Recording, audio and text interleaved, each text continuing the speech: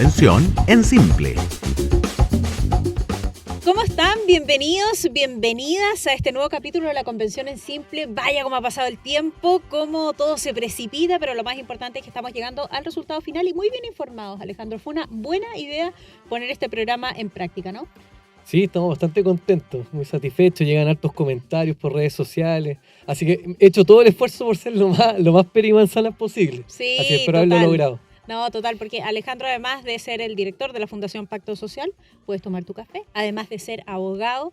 Les habíamos contado ya hace algunos capítulos que tenemos una súper noticia. Es profesor de formación ciudadana del colegio... ¿Cómo se llama el colegio? San Joaquín, en Renca, en la comuna de Renca. Así que felicitaciones también por eso y pedagógicamente nos puede explicar de qué va este texto que tenemos escrito acá y que es una propuesta eventual para una nueva constitución. Ya sabemos, plebiscito obligatorio de salida. Vamos entonces con un súper tema. La presencia, el reconocimiento en la nueva constitución de los pueblos indígenas en varios aspectos. Los hemos tocado tangencialmente cuando hemos hablado o de educación o más en sistema de justicia, ¿no? Pero ahora vamos con un capítulo especial, quiero decir, para pueblos indígenas. Como una pregunta primero de contexto, ¿cómo queda estipulado este reconocimiento constitucional de los pueblos y naciones indígenas? Antes, ¿ese reconocimiento no existía en nuestra actual Carta Magna? Perfecto. Mira, primero es muy importante, vamos a ir tratando de leer normas porque me gusta siempre hacer referencia bien objetiva. La misma idea de ser un buen profe, ¿cierto? Sí, claro. Y no tener ningún tipo de valoración, un juicio subjetivo solamente. Y en el caso de la Constitución actual no establece el reconocimiento de los pueblos originarios. ¿Ya? Eso es súper importante. De hecho, no hay ninguna mención. Y eso evidentemente es una falencia que tiene. Y hoy día, afortunadamente, ya hay como consenso transversal de que eso es necesario. Es necesario, solo un paréntesis, sí. Es necesario en otras naciones donde sí hay un reconocimiento a los pueblos indígenas, porque en este tema hemos hecho referencia a otras constituciones. ¿Es necesario respecto a otras naciones? O sea, sucede en otros países, sí. Sucede en otros países, sí, se reconocen los textos constitucionales. En general no, es poco. Tenemos algunos casos, por ejemplo, el caso de Bolivia, que tiene la plurinacionalidad. En otros sí hay reconocimiento, aunque no sea como nación. De hecho, esa es la pregunta finalmente de fondo. A ver. Una cosa es que hayan pueblos indígenas, creo que es digamos, algo evidente, ¿cierto? Y hay muchos pueblos indígenas, ¿cierto? En el sur, en el norte, en Rapa Nui, etc. Otra cosa es si tenemos que considerarlos como naciones. Y ahí pareciera que hubo poca discusión, poca reflexión dentro de la convención, como que se asumió.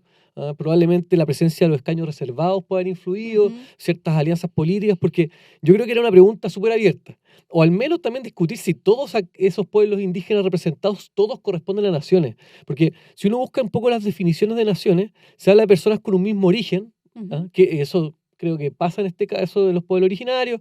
Se habla de también que tengan un mismo idioma, una tradición común, incluso que compartan un territorio. Perfecto. Y ahí ya empiezan a abrirse las dudas. En el caso de Rapa Nui, claro, hay territorio, hay cultura, origen, idioma. En el caso de algunos pueblos originarios, lo dudo. Como, no sé, hoy día reconoce 11 pueblos originarios en naciones, además de los mapuches, Aymara, Rapa Nui, que son más conocidos, los Licarantay, Quechua, Coya, Diaguita, Chango, Cahuéscar, Yagán y Selknam. A todos se les da el carácter de nación. Y eso, como digo, me parece que daba para una reflexión mayor. Ya, pero sí reconoces que en el texto actual no están mencionados y era coincidente con este cambio que estamos haciendo o eventual cambio en la nueva Constitución, mencionarlos. Sí, exactamente. Acá queda mencionado desde el artículo 1, que dice que Chile es un Estado social y democrático de derecho, es plurinacional, intercultural, regional y ecológico. Sí. Pero insisto que una cosa era el reconocimiento, otra cosa era asumir que son naciones, que es distinto. Que son cosas distintas. Ahora, en paralelo con eso, mi pregunta es si hay escaños reservados para estas distintas naciones.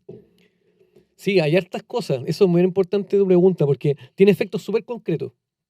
Esto no es simplemente como un reconocimiento como en el aire.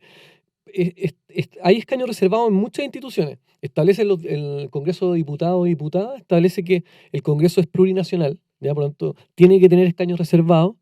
También establece escaños reservados para la Cámara de las Regiones, que esta Cámara que vendría a reemplazar el Senado, también establece que es un órgano deliberativo, paritario y plurinacional. También habrían escaños, por lo tanto.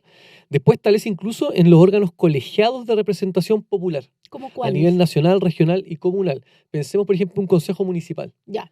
O las asambleas regionales que crea. Todos esos órganos colegiados de representación popular también tendrían que tener cupos escaños reservados. O sea, si te fijas, no es solamente ya el Congreso de Diputados o la Cámara de Regiones, sino que va entrando incluso en los órganos locales. Y hay otra que va más allá, otra norma, artículo 5 de esta propuesta de armonización, dice que en general tiene que garantizarse la efectiva participación en el ejercicio y distribución del poder, y ahí habla nuevamente de la representación política, así como en la estructura del Estado, sus órganos e instituciones. Representación efectiva, o sea, o participación efectiva, perdón, ahí podríamos incluso incorporar otros órganos que exceden, digamos, el ámbito solamente del político, ¿ah? Como era el otro caso. O sea, uno podría pensar que en nuestros tribunales de justicia, por ejemplo, hubiesen participación específica de pueblo originario. Y de hecho, el texto constitucional también incluye, por ejemplo, en el Consejo de la Justicia, este Consejo de la Justicia que vimos en otro capítulo, que son 17 integrantes, ¿Que reemplaza a la Corte Suprema? que reemplazan en términos, claro, de facultades para los nombramientos, para evaluaciones, remociones, etcétera. Y ese Consejo de Justicia, que se aplica al Sistema Nacional de Justicia, no a los sistemas de justicia indígena, como veremos, tiene dos cupos que son para pueblos originarios, ¿no? O sea, incluso en órganos como que ya no son de carácter político. Y hay otra norma también que habla de que el Estado tiene que superar toda la asimetría existente en la distribución y ejercicio del poder, lo cual ahí uno podría incluso abrir a que otros órganos técnicos también se pudiesen incorporar estos escaños. Ya, pero nos habla el texto de representación efectiva. O sea, Sí, participación efectiva en la estructura del Estado, en la y estructura en la del otra Estado. habla explícitamente de representación política, y ni siquiera hay como espacio de interpretación en los otros casos. Deja volver contigo a la representación política. Ahí este principio, lo que establece el borrador de nueva Constitución, ¿choca con la igualdad de voto? Sí, o sea, absolutamente. De hecho, en el plebiscito de entrada votaron más de 7 millones de personas. Uh-huh. Y esas 7 millones de personas eligieron 138 convencionales. Uh-huh. Y solamente 280.000 personas votaron por los pueblos originarios. Y eligieron 17 escaños. Sí. Fíjate que es súper desproporcionado. Sí, sí. Entonces, claramente, o sea, el voto en ese caso de la papeleta pueblo originario se multiplicó varias veces el voto que tuviste tú o yo que votamos en la otra urna, digamos. Que es lo que se ha discutido mucho. Sí. Efectivamente, este desbalance que se produce en nuestra primera experiencia con los llamados escaños reservados. Sí, exactamente. Uno podría decir que es bueno considerar espacios también de representación política que hay reservados, pero creo que la proporción que se le dio dentro de la convención creo que se excedió bastante. Y por otro lado, hay que generar más participación de los pueblos originarios, porque 280.000 personas es muy poco, siendo que el padrón electoral de pueblo originario era más de 1 millón de personas. Entonces ahí también hubo una brecha importante. Yo creo que ese fue el gran tema, una de las grandes falencias, ¿no? Que pocas personas votaron efectivamente por estos escaños reservados, teniendo el derecho a hacerlo. Exactamente. Hablando de derechos, ya. Miremos un poquito más con lupa los pueblos originarios, ¿no? Y las naciones, ya, me tengo que aprender todos los conceptos. El derecho a la libre determinación y autonomía o el autogobierno de estos mismos pueblos, ¿es efectivo? ¿Qué dice respecto de cómo se gobiernan o cómo se organizan? Sí, en todo este tema de plurinacionalidad es bien explícito el texto constitucional, ¿eh? Por eso me gusta tener las normas. Es súper claro, dice el artículo 34, que los pueblos y naciones indígenas y sus integrantes, en virtud de su libre determinación, tienen derecho al pleno ejercicio de sus derechos colectivos individuales. Entre esos, derecho a la autonomía, al autogobierno, propia cultura, identidad, cosmovisión, lengua, reconocimiento y protección de sus tierras, reconocimiento de sus instituciones, jurisdicciones. O sea, es muy amplio el ámbito de la libre determinación que reconoce el texto constitucional. Con autonomía territorial. Es que, claro, hay cosas que tienen que ver explícitamente con la autonomía territorial, otros no. Pero, por ejemplo, claro, dos efectos súper concretos tienen que ver, por un lado, el pluralismo jurídico, esto de que tengan justicias propias indígenas, ¿cierto? Y por otro lado, tiene que ver con las autonomías territoriales indígenas, que bien dices tú. Estas autonomías territoriales se establece, hoy día, ¿cierto? En Chile tenemos regiones, provincias, comunas, ¿cierto? Uh-huh. Acá se establece además un territorio distinto, que son las autonomías territoriales indígenas, que tienen su propia autonomía política, financiera y administrativa. O sea, un alto nivel de autonomía. ¿Qué significa política? Que pueden tener su propia autoridad política, ¿cierto? Como el propio también del autogobierno, y además tener sus propios recursos en términos administrativos y financieros. Y por ende tomar sus propias decisiones. Sí, pero acá hay un punto bien relevante en el tema del financiamiento, porque hay autonomía financiera, y dice el texto que el Estado tiene el deber de promover y garantizar las autonomías territoriales indígenas y debe asegurar las competencias y el financiamiento necesario para el adecuado ejercicio del derecho de libre determinación. Esto es interesante porque no establece como contrapartida que las autonomías territoriales indígenas tengan que aportar al financiamiento del gobierno central o de las regiones.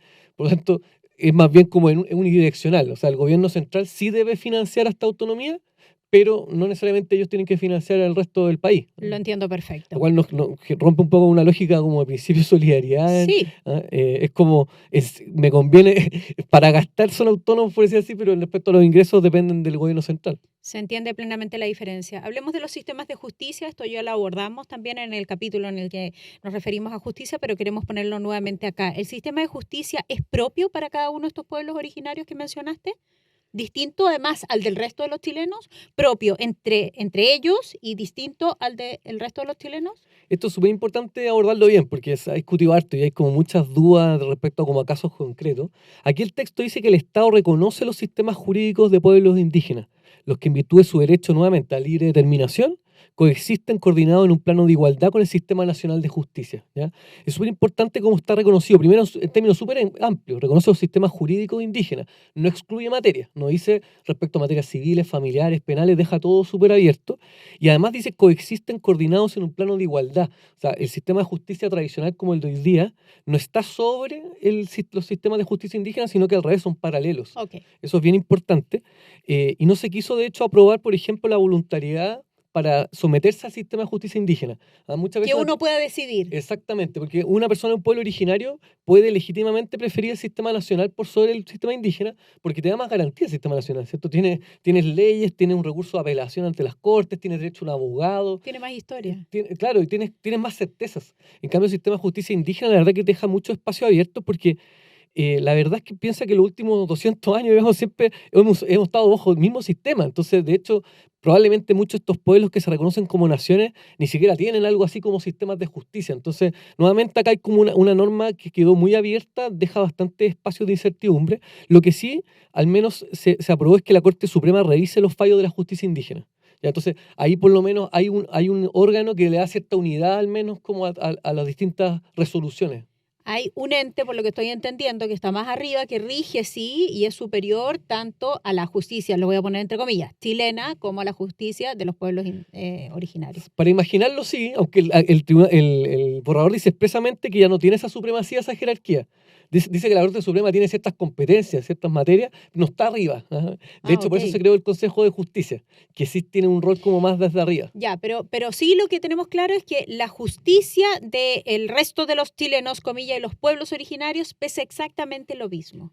Exactamente, pesa lo mismo. Y también no hay una supeditada o subyugada a la otra. Tal cual, ya. Exactamente. Y también es importante que incluso cuando el Sistema Nacional de Justicia opere, pensemos en una materia que no queda dentro del sistema de justicia indígena, igual hay que aplicar el principio de perspectiva intercultural. ¿Y qué significa eso? Que los tribunales y los funcionarios deben adoptar una perspectiva intercultural en el tratamiento y resolución de las materias de su competencia. O sea, tienen que igual considerar la costumbre, los protocolos, etcétera, de ese pueblo originario para efectos de resolver, incluso aplicar una norma de carácter nacional. Lo cual a veces puede llegar a situaciones injustas, lo conversamos alguna vez. Por ejemplo, en violencia intrafamiliar, una vez considerando el criterio de interculturalidad, se permitió que llegaran acuerdos entre el victimario y la víctima, que era del pueblo mapuche, cuando en realidad la ley no lo permite. El fundamento fue que era porque era parte del pueblo mapuche y ellos dialogaban, llegaban a acuerdos, pero la verdad que en ese caso está vulnerando un derecho, porque esa víctima de violencia intrafamiliar no puede llegar a un acuerdo básicamente porque no está en una situación de libertad y de igualdad respecto al otro. Entonces hay que ver bien esto, nuevamente los límites que se ponen, porque siempre hay que garantizar finalmente los derechos de las personas. Exacto, que es el fin último o el principal, o el primero, último y primero. Claro, vamos con lo siguiente, Alejandro. ¿Qué nos dice este texto, que recordemos es la propuesta de nueva constitución, sobre las consultas vinculantes en las materias que afecten a estos pueblos originarios? Sí, este tema, a mi juicio, es de las cosas como donde hay mayor profundidad en términos de separación del resto del territorio nacional y el resto de las personas de Chile con los pueblos originarios. Porque hoy día existe, bajo el convenio 169 de la OIT, que se invoca mucho en esto, la consulta indígena, que es básicamente cuando se va a tomar alguna decisión la autoridad política que puede afectar a esos pueblos originarios, consultar, básicamente preguntarle. Pero no es lo mismo preguntar que pedir el consentimiento, ¿cierto? Vinculante es, decidimos algo y eso es lo que se tiene que hacer. Exactamente, por lo tanto, acá cuando se establece el consentimiento para los pueblos originarios vinculante, como dices tú, lo que pasa es que cuando el gobierno central, pensemos, toma una decisión puede ser una ley o una política pública en educación, en salud, cuando hoy día lo aplica todo el territorio nacional, ¿cierto? Por ejemplo, abran los colegios por la pandemia, se abren todos los colegios, se instruye. En cambio, acá se establece que esa autonomía territorial, que tampoco queda explícito, pero interpretemos que es la autonomía territorial indígena, cuando llegue esta instrucción desde el gobierno central van a tener que hacer una especie de plebiscito, referéndum, etcétera, para ver si están de acuerdo con la medida. Y si están de acuerdo, hay consentimiento, se aplica la medida, si ¿Y no si hay no? acuerdo, no se aplica. Ok, Entonces le da un grado de autonomía muy alto. muy amplio. Y al revés, limita mucho las atribuciones del gobierno central y también de las regiones autónomas. Entonces, a mí me parece que es muy profundo el ámbito de acción, y de hecho se quiso limitar un poco en la Comisión de Armonización y no se aprobó, por lo tanto quedó tan amplio como lo menciono. Y ahí, como digo, incluso se ha discutido si las reformas constitucionales en el futuro debieran requerir, digamos, de pasar por este consentimiento previo, que es súper importante, porque cuando uno dice, la gente que dice voy a aprobar, pero para reformar, bueno, depende cuáles son las reglas, ¿cierto?, que te permiten reformar, y en algunos casos, si interpretamos que esa reforma va a afectar los derechos de esos pueblos originarios, sí requeriría en principio consentimiento, y eso obviamente le pone más dificultades si sumamos además los quórum que estableció Sí, Alto sin duda. y los plebiscitos o los plebiscitos para ciertos casos. Entonces, como digo, ahí creo que hubo un poco, fueron muy lejos, probablemente más lejos que cualquier estado que se defina como plurinacional. Ok. Vamos con la última pregunta que tiene que ver con otro tema que se ha discutido bastante, ¿no? En el marco y en el esquema de lo que estamos hablando, es el derecho a tierras, a territorios y a recursos. Y aquí surgiendo la duda acerca de la expropiación y la restitución como un mecanismo preferente de reparación de utilidad pública e interés general. Sí, esto es bien importante. ¿Cómo se traduce esto? Sí, yo creo Porque lo que que yo acabo de decir ¿Mm? es lo que está en el texto. Sí, no, es súper interesante lo que decís tú, porque pues, primero porque acá, y nuevamente el problema creo yo, es que trata esto de la restitución de tierras lo asume como respecto a todos los pueblos o naciones indígenas, siendo que sabemos que los problemas están principalmente en la macrozona sur con el pueblo mapuche. Entonces, ¿qué creo yo? Que primer tema es que se abre la posibilidad de restitución de tierras respecto a cualquier pueblo originario, por lo tanto a lo largo de todo Chile. Y ahí eso puede generar una expectativa respecto a esas personas de querer acceder a la restitución de tierras. O sea, la genera, creo. Exactamente, la genera. Entonces, por un lado establece la obligación del Estado de reparar a los pueblos originarios, que me parece que es razonable Por algún tipo de supuesto. reparación, que es prioritariamente o preferentemente a través de la restitución de tierra. ¿Ya? El tema ahora, ¿cómo se ejecuta esa restitución? Porque muchos de los terrenos, ¿cierto?, hoy día son o Están casa, en manos de propiedad, privados están en o manos privadas. empresas. Exactamente. Por lo tanto, ahí lo que requeriría necesariamente es la expropiación de tierra. Entonces, obviamente, se abre un espacio de incertidumbre. Tú como abogado, ¿por qué hablamos de mecanismo preferente de reparación? Claro, porque eventualmente el Estado podría encontrar otras formas de reparación. Pensemos incluso en términos de beneficios sociales, así como se pueden entregar mejores becas de educación, mejores viviendas. O sea, hay muchas fórmulas para reparar, pero acá se establece el principal mecanismo. Entonces, hoy día también se hace compra de terrenos, pero son compras. Acá está estableciendo un mecanismo como prioritario, y además establece que esta restitución de tierra es de interés general, de utilidad pública. ¿Qué significa eso? Que puede operar inmediatamente la expropiación sin necesidad de que el Congreso declare esa utilidad pública, ¿ya? O sea, por eso como que deja súper bien configurado para poder expropiar. Y claro, ¿cuáles son los problemas de eso? Hoy día hay poca expropiación, ¿cierto? Son vinculadas a Sí, carretera o, no sé, a un metro, sí. estación de Pero metro, son más bien excepciones. excepcionales, pero claro, cuando tú hablas de restitución de tierra en términos amplios y además le da una especial protección a la propiedad de las tierras de ellos, obviamente que ya deja de ser una cuestión excepcional y se puede transformar en una regla mucho más general. Y el tema de la expropiación quedó resguardado el derecho a propiedad, eso es cierto, pero se establece hoy día que se debe indemnizar el daño patrimonial efectivamente causado. O sea, si tú Ujú. tienes un terreno por 100 millones, ¿cuál es tu daño patrimonial? 100 millones. 100 Te tengo que millones. pagar eso como Estado, ¿cierto? Acá se establece el justo precio como Mm. concepto, que es un concepto que deja mucho más abierto. Que tanto hablamos. ¿Quién define lo que es justo? Exactamente. De hecho, hay una política hoy día del gobierno que tiene que ver con arriendo justo. Mm. Porque, ¿qué está diciendo? Y a un valor más bajo que el mercado. Incluso en Argentina el valor de la harina lo fija el presidente, ¿cierto? Por decreto. Entonces, el justo precio abre un espacio ya de incertidumbre razonable, y también hoy día se establece el pago previo al contado Mm. en efectivo, antes de hacer la expropiación, que es una súper garantía. Esa parte también de que sea el contado en efectivo también no está presente en el borrador. Por lo tanto, también puede Claro, hacer. dice, no es que se haya limitado, pero no se ha especificado. Exactamente, no se ha especificado, entonces abre espacios de incertidumbre. No se trata acá de decir, oye, campaña del terror, van a empezar a expropiar tierra y les van a No. pagar nada, pero evidentemente, si uno junta el estatuto privilegiado de los pueblos originarios en este texto constitucional, que es evidente, con la restitución de tierras, con la protección de la propiedad de las tierras en forma particular para ellos, y le suma las normas de expropiación, evidentemente abre un espacio de incertidumbre súper legítima de las personas. Ya. Sí, porque así como es legítimo lo que está escrito, es legítimo también lo que esto provoca, ¿no? Y en este caso ha sido la incertidumbre, como han dado a conocer los propios, comillas, eventuales afectados por esta materia. ¿Algo más que decir? Porque me queda nada de tiempo. No, bueno, hay muchos temas en particular con los pueblos originarios, pero bueno, varios lo hemos ido abordando porque Sí. son transversales a Sí, todos los a contenidos. todos los contenidos, sin duda. Educación, ya decíamos, y justicia también, donde nos gastamos un buen tiempo en hablar sobre esto. Hemos hecho lupa entonces a los pueblos originarios, a las naciones y a lo que propone efectivamente este texto. Les queremos agradecer a todos ustedes que hayan estado con nosotros. Nos pueden escuchar a través de Spotify. Pueden descargar allí, nos van escuchando donde ustedes quieran para irse informando acerca de este proceso. Nos ven a través de Emol TV, lo pueden hacer on demand también. Y en YouTube nos pueden buscar a través de La Convención en Simple. Agradecemos entonces a la Fundación Pacto Social por la presencia de nuestro Alejandro y al apoyo también de la Cámara Chilena de la Construcción. Que estén súper bien y que tengan grandes jornadas. Chao, gracias. Chao. Convención en Simple.